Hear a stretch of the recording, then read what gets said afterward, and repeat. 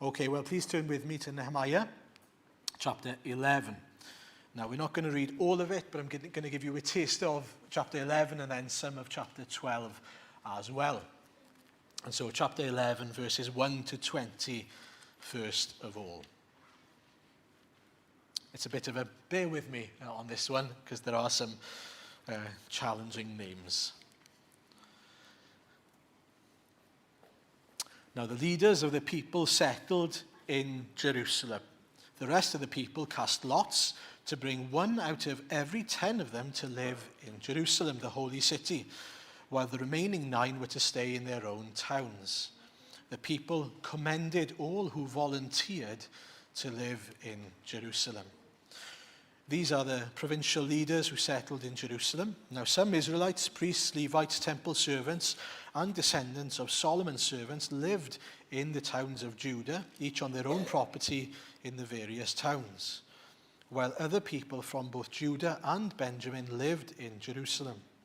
From the descendants of Judah, Athaiah, son of Uzziah, the son of Zechariah, the son of Amariah, the son of Shephatiah, the son of Mahalalel, a descendant of Perez, and Maaseiah, son of Barak, the son of Kol-Hoseh, the son of Haziah, the son of Adaiah, the son of Joiarib, the son of Zechariah, a descendant of Shelah. The descendants of Perez who lived in Jerusalem totaled 468 men of standing. From the descendants of Benjamin, Salu, son of Meshullam, the son of Joed, the son of Pedaiah, the son of Koliah, the son of Maaseiah, the son of Ithiel, the son of Jeshiah, and his followers, Gabai and Salai, 928 men. Joel, son of Zikri, was their chief officer, and Judah, son of Hasenwah, was over the new quarter of the city. From the priests, Jedaiah, the son of Joiarib, Jachin, Seraiah, son of Hilkiah, the son of Meshullam, the son of Zadok, the son of Meraioth, the son of Ahitub, the official in charge of the house of God, and their associates who carried on work for the temple, 822 men. Adaiah, son of Jeroham, the son of Pelaliah, the son of Amzi, the son of Zechariah, the son of Pashur, the son of Malchijah, and his associates, who were heads of families, 242 men. Amashsai, son of Azarel, the son of Azai, the son of Meshillemoth, the son of Immer, and his associates, who were men of standing, 128. Their chief officer was Zabdiel, son of Haggedolim. From the Levites, Shemaiah, son of Hashub, the son of Azrikam, the son of Hashabiah, the son of Buni, Shabbathai, and Jozabad, 2 of the heads of the Levites, who had charge of the outside work of the house of God. Mattaniah, son of Micah, the son of Zabadi, the son of Asaph, the director who led in thanksgiving and prayer.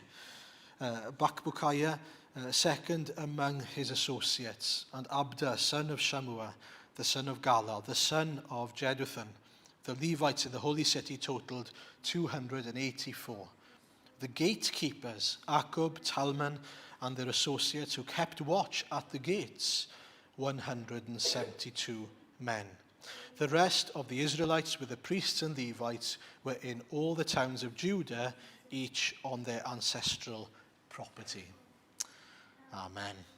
I'll come back to chapter 12 in a minute, but just to remind us first of all of last week, we looked at chapter 10 with Alan, and we looked at the covenant that was made by the people of Israel to God then, or before the Lord, sort of re-covenanting with the Lord, their side of the covenant, if you remember.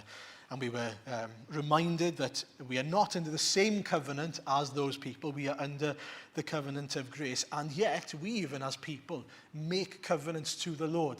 In light of our salvation, in light of the grace we have received, we give of ourselves. We are sort of freed from our bondage to sin to holy living, to a life that is Christ-like and honouring to the Lord. And we saw in chapter 10 that the covenants they made were a reflection of the change in their hearts even towards the Lord. It was, they were making those covenants because they'd come to see the error of their ways in the first place. And so, I don't know if you've noticed, but in chapter 10 it was a case of, because we've learnt the mistake of marrying into the nations, we are now not going to marry into the nations. We're going to focus on God on the Sabbath to make sure that we don't bring in other idols and make the same mistake we did last time. This time, we're going to share the burdens we have together. We're going to tithe, and we're going to thank God for the provisions he's given us. And it was all kind of summed up in, we will not neglect the house of the Lord. And that's really the principle, the great principle for us there. We'll not neglect the house of the Lord, the church of Jesus Christ in these days. Now, to go on to chapter 11, they go back from having made a covenant with the Lord then, and they settle down in their patches, and they, in a way, they repopulate Judah and Benjamin. They kind of settle down. And if you notice in the reading there, it started off with reminding us that, or telling us that some people, only some people were able now to go and live in Jerusalem.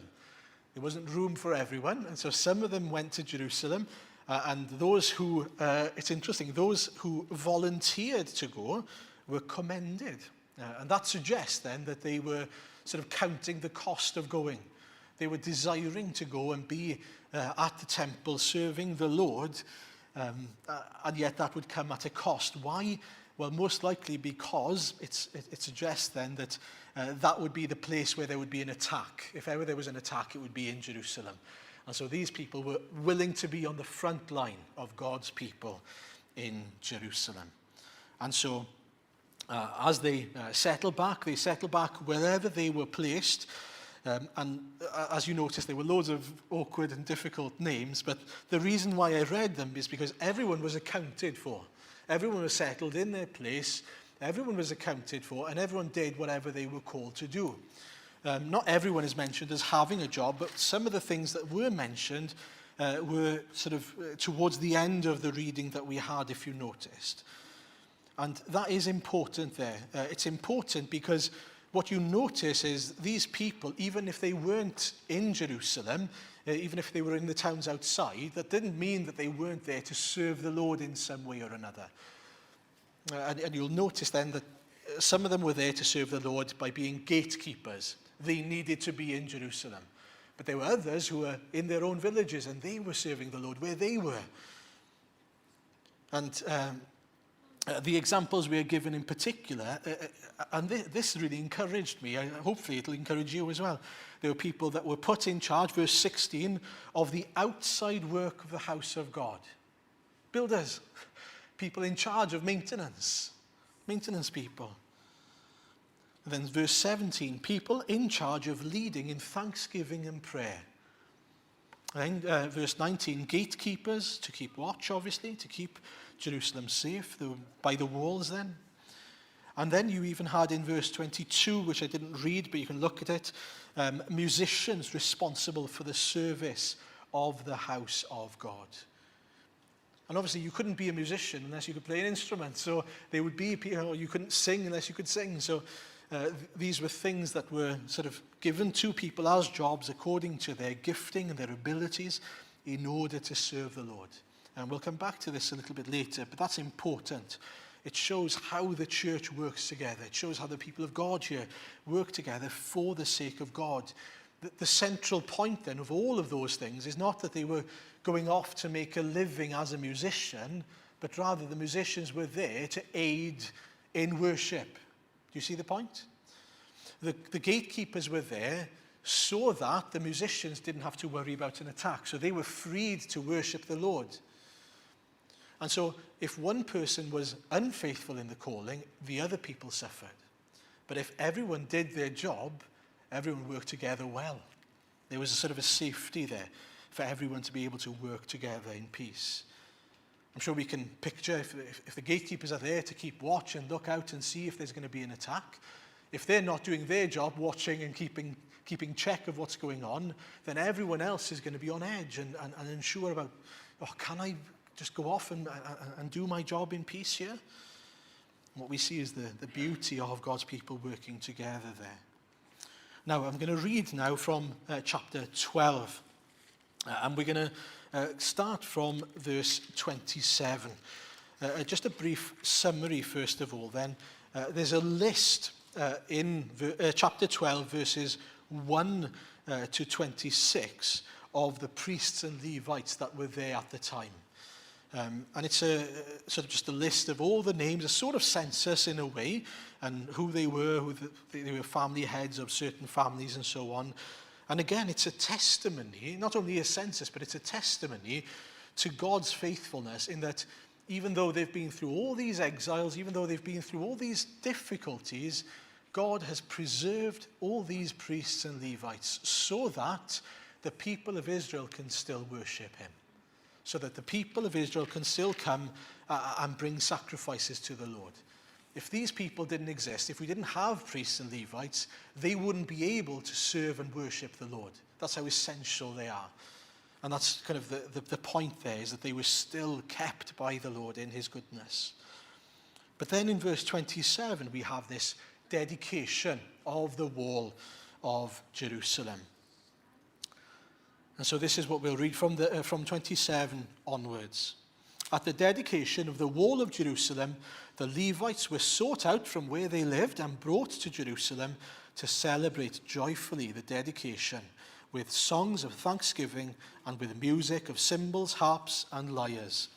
The musicians also were brought together from the region around Jerusalem, from the villages of the Netophathites, that's a difficult word, from Beth Gilgal, and from the area of Geba and Amzaveth, for the musicians had built villages for themselves around Jerusalem. Again now, bringing the people who were serving outside in to serve the Lord. When the priests and Levites had purified themselves ceremonially, they purified the people, the gates, and the wall. I had the leaders of Judah go up on top of the wall. I also assigned 2 large choirs to give thanks. One was to proceed on top of the wall to the right, toward the dung gate. Hoshea and half the leaders of Judah followed them, along with Azariah, Ezra, Meshullam, Judah, Benjamin, Shemaiah, Jeremiah, as well as some priests with trumpets, and also Zechariah, son of Jonathan, the son of Shemaiah, the son of Mattaniah, the son of Micaiah, the son of Zechur, the son of Asaph, and his associates, Shemaiah, Azarel, Meliah, Gilalai, Mai, Nethanel, Judah, and Hanani, with musical instruments prescribed by David, the man of God. Ezra, the teacher of the law, led the procession. At the fountain gate, they continued directly up the steps of the city of David on the ascent to the wall and passed above the site of David's palace to the water gate on the east. The second choir proceeded in the opposite direction. I followed them on top of the wall, together with half the people, past the tower of the ovens to the broad wall, over the gate of Ephraim, the Jeshanah gate, the fish gate, the tower of Hananel, and the tower of the 100, as far as the sheep gate. At the gate of the guard they stopped. The 2 choirs that gave thanks then took their places in the house of God.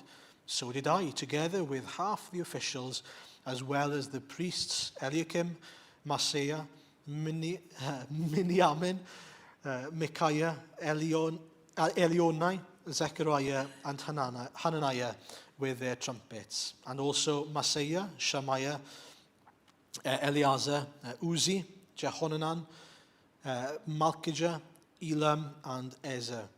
The choirs sang under the direction of Jezreiah, and on that day they offered great sacrifices, rejoicing because God had given them great joy. The women and children also rejoiced.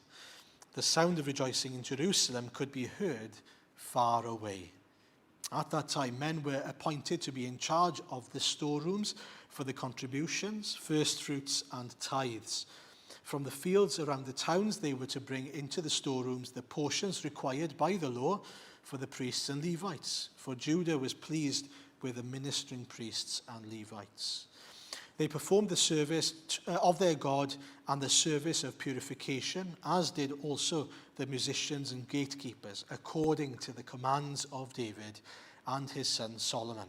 For long ago, in the days of David and Asaph, they had been directors for the musicians and for the songs of praise and thanksgiving to God. So, in the days of Zerubbabel and of Nehemiah, all Israel contributed the daily portions for the musicians and the gatekeepers. They also set aside the portion for the other Levites, and the Levites set aside the portion for the descendants of Aaron. And take a deep breath. Okay, so what you've got here then is this dedication that they decide to dedicate the walls that have been built and the gates and the temple, all of Jerusalem basically. And so what they do, they if you remember from that reading now, they bring everyone in. They bring in the Levites and the priests, the musicians. They set up 2 choirs, and they have the Levites in particular then on top of the wall, as you do, the leaders on top of the wall, and then they lead 2 processions. It sounds a bit bizarre, really, doesn't it? And yet this is what they do. And so they have 2 groups led by 2 sets of the leaders. They start sort of at the same place and they work their way around the walls, okay? On top of the walls, on the way, singing and joyfully rejoicing in the Lord all the way around until they get to the temple. Okay, and there then they offer sacrifices to the Lord and they worship the Lord and they continue with service to the Lord. And 2 things, maybe before I look at these things that we're going to look at tonight, there's an important point in verse 30. Even before they started doing anything, there was a ceremonial cleansing. There was this understanding that they themselves and the work of their hands was impure from the beginning. They understood that, and so in order to come and bring anything to the Lord, they had to be cleansed. And although we don't need ceremonial cleansing, we need the same type of cleansing, but through Jesus, even this evening, to be able to bring anything to the Lord. Nothing I do, nothing I build, nothing I bring to the Lord is of any worth unless I am clothed in the righteousness of Christ and therefore clean.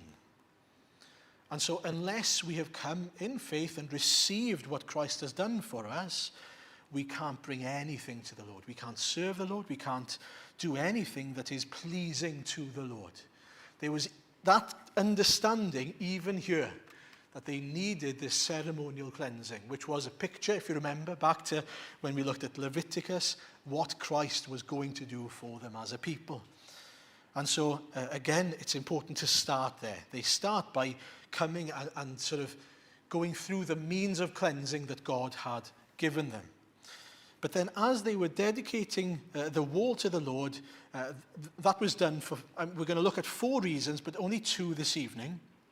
And then we'll look at the other 2 next week along with chapter 13. The dedication then was a way, first of all, point number 1, to acknowledge God's goodness, faithfulness and grace to them. And secondly then, it was a way of setting themselves and their resources apart for God's glory. Okay? So those are 2 things, the 2 things we're going to look at this evening. The first one then, the dedication was a way or a means of acknowledging God's goodness and his faithfulness and his grace to them. As I said, they have 2 camps and they go around on top of the walls singing. Now, I was trying to imagine a sort of Carmarthen version of this, but I don't really know where the temple would be, the sort of centre point where everyone would gather. So imagine you start at one point, you go all the way around the outskirts of Carmarthen, you're singing along and you're declaring God's goodness, and then you're meeting together in Tesco's, I have no idea, wherever that would be considered, the centre of Carmarthen, the central point. Anyway, what's the point of it then? Well, they were singing joyfully. They were rejoicing in the Lord because they had experienced God's grace and his mercy in such an amazing way to bring them to this point. This wall was built thanks to God. This city was established because of God, through God, and for God. That's why they are there, and God is worthy to be praised of it. Were there no God, there wouldn't be a Jerusalem at this point. And so they were singing. There's a crucial passage in verse 42 to 43. The choirs sang under the direction of Jezreiah, and on that day they offered great sacrifices, rejoicing because God had given them great joy. The women and children also rejoiced. It wasn't just the men. I don't know why that's important, but everyone, I think, is the purpose there, not just some people. Everyone rejoicing in the Lord. And it's important because they're not, notice, rejoicing because God had given them a wall and gates and a temple. It says the Lord had given them great joy. God had given them great joy. And so they weren't rejoicing. Yes, the temple and walls were a way in which God revealed his grace and his goodness and his love to them, but their joy wasn't in those things. Their joy was in experiencing God working in them and delivering them, saving them, bringing them to freedom, to a good, healthy relationship with him. And so this dedication wasn't a way of saying, look at our wall. Look at how great our wall is. God has given us this wall. Thank you, God. You can go now. We've had our wall. We're happy now. We can rejoice in this wall. And it's encouraging because they've learnt what they didn't know previously. Do you remember what we saw in Ezra chapter 3? Of course you do. You don't have to look back at it. You've got great minds. No, I'm joking. In Ezra 3, it's the passage, and you will remember, I'm sure if you were here, where the older priests, as they came back and they looked at the foundations of the temple, once they'd been built, what did they do? They wept.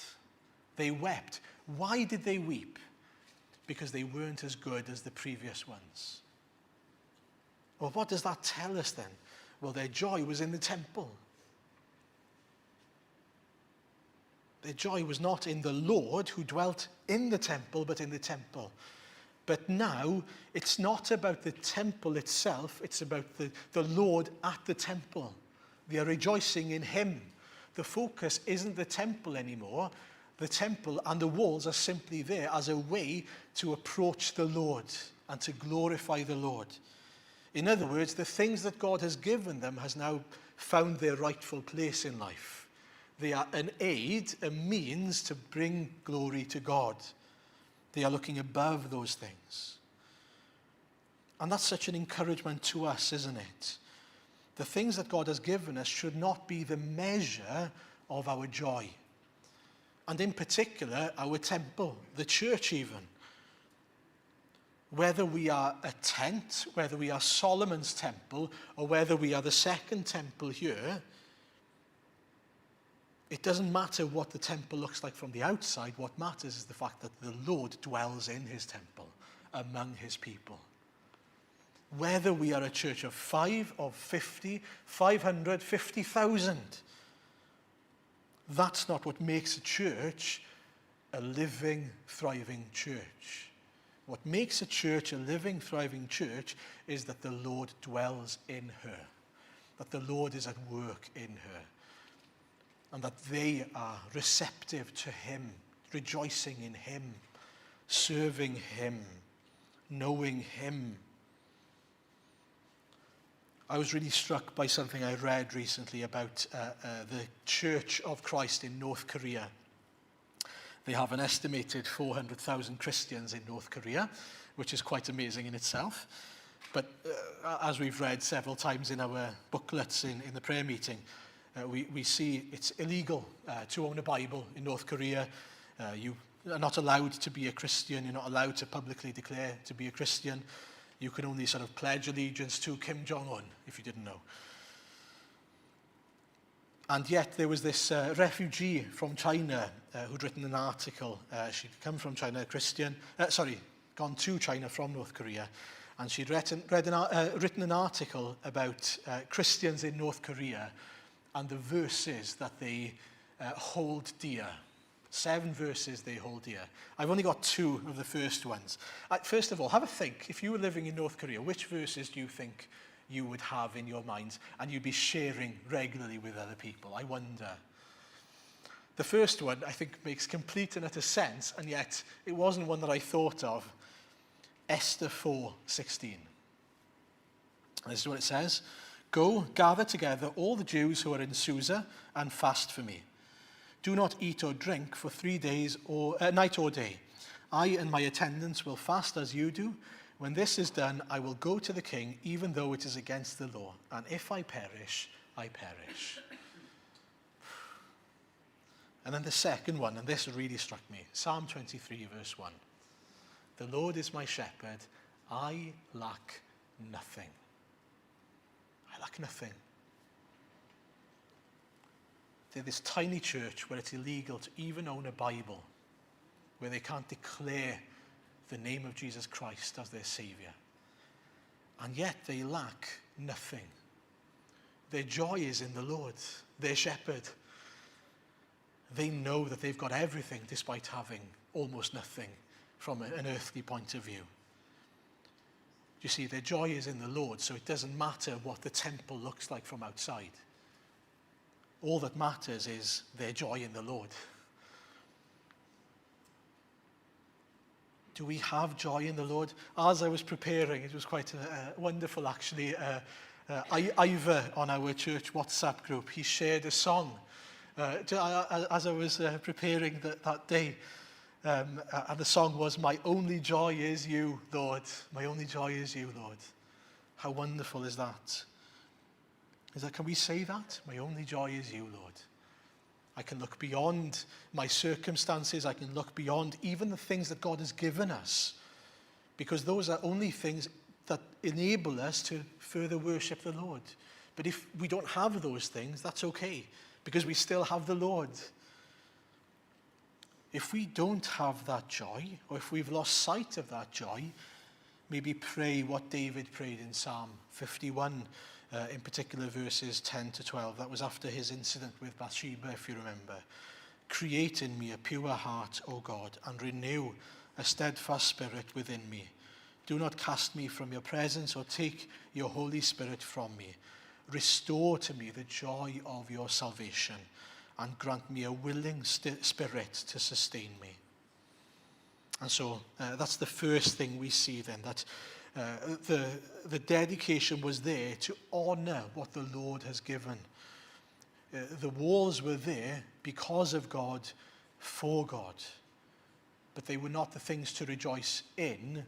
If anything, they were simply a tool to use them to rejoice in the Lord himself. Do you know, in our culture today, I think it's a very real danger that we mix up rejoicing in the Lord and rejoicing in stuff that the Lord has given us. We can only search our own hearts and question, do we rejoice in the Lord or in the things that the Lord has given us? Secondly then, it was a way of setting themselves and their resources apart for God. It wasn't just a way of celebrating what God had given them and celebrating the Lord. It was also to say, this time we're going to use these things properly. We're going to serve the Lord as we ought to. We're not going to mess it up this time, in other words. You see, the people of Jerusalem have had temples before. They had a temple beforehand, didn't they? And what did they do? They used it as a trophy cabinet for idols. They used it for their own purposes, not for God. For idol worship. This time, They're dedicating it to the Lord and saying, Lord, this is given from you, this is all through you, but now this is for you. Lord, we want to use these walls, this temple, as we ought to worship you properly. We want the gates to be used to keep out people with evil intentions. We want the water gate to be there to bring water in for that cleansing that you have ordained for us. We don't want to fall back to our old ways, basically. We want to serve you honorably. Jerusalem was there as a place to worship and to serve Yahweh. Not Baal, not Astaroth, not any other false god. But it became a place where God despised what they were doing there before this. Where he looked at Jerusalem and he despised it. Well, now they've got a second chance, thanks to God's grace. And they realize that they've had this second chance. And so what do? Well, they want to dedicate it to the Lord. And not simply themselves, that was sort of the covenant really that they made earlier on in chapter 10, but now even the things that they have, we want to use the things that God has given us to please and serve the Lord. Everything I have, I give to you, Lord. This gate is not meant to be there so I can do what I want to do. This temple is not there for me to do what I want to do. It's there for you, Lord. And what a challenge that is for us. The Lord has given us a second chance. The Lord has enabled us to come back into his church, to come into his church, to be his people. And he's blessed us with so many things in so many ways. All the resources that we have, all the blessings he's bestowed upon us, both spiritual and physical, frankly. How do we use them? What do we make of them? All our resources, how do we decide what to do with them? Well, we bring them to the Lord and we say, Lord, we dedicate them, we give them to you. Everything we have ought to be to serve, to glorify, and to further the kingdom of God, not to establish my own kingdom. What a challenge that is. From the smallest of things to the biggest of things in life. From our time, our energy, our money, everything. I can give you a very basic example, maybe that's quite trivial but important. Think of mobile phones. Almost all of us has a mobile phone these days. That's a resource that we have. A resource that can be used in so many different ways. I wonder, is it dedicated to the Lord with you? What do I mean by that? Well, you can use your phone to access very bad material in so many ways. You can use it to allow you to fuel gossip or to investigate in gossip and to be involved in gossip, to promote yourself. You can use it to waste your life just scrolling away aimlessly, frankly. And so many other things I'm sure that I have no idea about. Or you can use your phone as a means of edification. You can read your Bible on it. You can access great Christian material on it. You can encourage other believers on it. You can be encouraged by other believers on it. You can listen to great podcasts on it. You could use it as a platform to promote Christ and his gospel, even. Or, it's a very radical thing, you could use it to phone people and just do that. That personally, I quite like that idea. It's quite radical. But you see, the problem is never our possessions, it's how we use it, the heart behind it. And so whether it's your phone, it's your time, your energy, what do we use it for? What's the heart behind it? Are we selfish? Are we self-obsessed, self-promoting with our things? Our houses, the Lord has blessed us maybe with a house. That is a great means to be able to be hospitable to others. Isn't hospitality one of the things we read about in the New Testament all the time? Can I encourage you then to be hospitable? To be dedicated to using your house, your car to give someone who needs a lift perhaps? to use your money, yes, to honor your family, to make sure that, you are being honorable as a father maybe, or a mother. Of course, those things are also included in this. It doesn't mean that we're flippant with our possessions. We use wisdom, we use common sense, and yet it's dedicated to the Lord. I wonder, when people look at us and the way we use our time, what do they think? What do they think when they look at you and the way we use our energy? The things that we invest in our lives, this is very important. The things we invest in reveal something about our great desires and the things we love. Because we love our families, we spend time with them, hopefully. In the same way, if you like a hobby, you will be found spending time in it. But how about the Lord then? How about his people? Are we dedicated to each other, our brothers and sisters in Christ? Are we willing to put others before ourselves?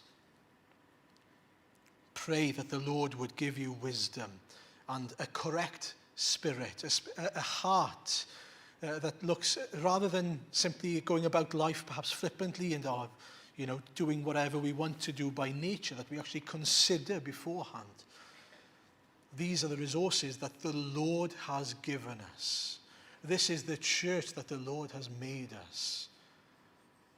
How do we move on from here? What do we do with what the Lord has given us in a manner that glorifies the Lord? Is he pleased with the way I use my things and my time, my energy? Is he pleased with the amount of time I spend among my brothers and sisters? But also then, am I being a witness to the Lord with those things? Because one of the things that struck me, and I'll come back to this next week, is it's a very small thing in the passage, but it does say, and I can't see it, there we are, verse 43 at the end there, the sound of rejoicing in Jerusalem could be heard far away. It could be heard far away. Their joy in the Lord, their service to the Lord, they're walking for God, saying, thank you, Lord, for what you've given us. This is your temple, your walls. We want to honor you with it. People were seeing it.